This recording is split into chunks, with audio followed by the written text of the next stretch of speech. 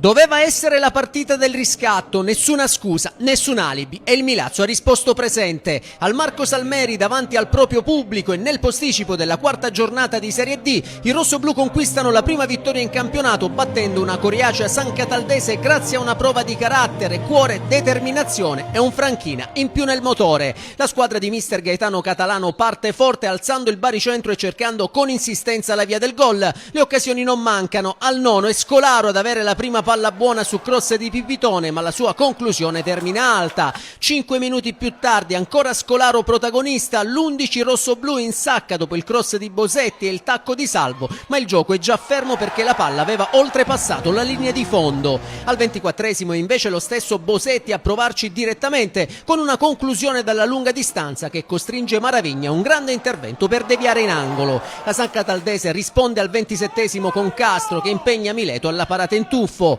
Nella ripresa la gara si fa più equilibrata, ma è sempre il Milazzo a spingere con maggiore convinzione. Al 56esimo arrivano le proteste rossoblù per un possibile rigore sulla spada, ma l'arbitro lascia proseguire tra le proteste. Poi al minuto 75 la svolta, entra in campo Gabriele Franchina al posto di Pipitone. Bastano 30 secondi al difensore per incidere. Sull'assist di Salvo dalla sinistra, Franchina è letale da pochi passi e deposita in rete il pallone che vale l'1-0 Milazzo. Il Salmeri esplode di gioia, un gol pesantissimo firmato da un giocatore che già nella scorsa stagione aveva segnato reti decisive. Franchina si conferma uomo dei momenti chiave e regala i suoi 3 punti fondamentali con tanto di dedica al compagno di squadra infortunato Jacopo Dall'Oglio. Nel finale la San Cataldese prova a reagire, prima con un colpo di testa di Sandonà che termina alto, poi con una conclusione di Rozzi che per poco non sorprende Mileto, bravo a rimediare in 2 tempi. Il triplice fischio sancisce la vittoria rossoblù, Milazzo 1, San Cataldese 0, una prestazione che può rappresentare l'inizio di un nuovo percorso per i mamertini, ora a quota 5 punti dopo 4 giornate. La risposta è arrivata, forte e chiara, il Milazzo c'è e vuole esserci fino alla fine.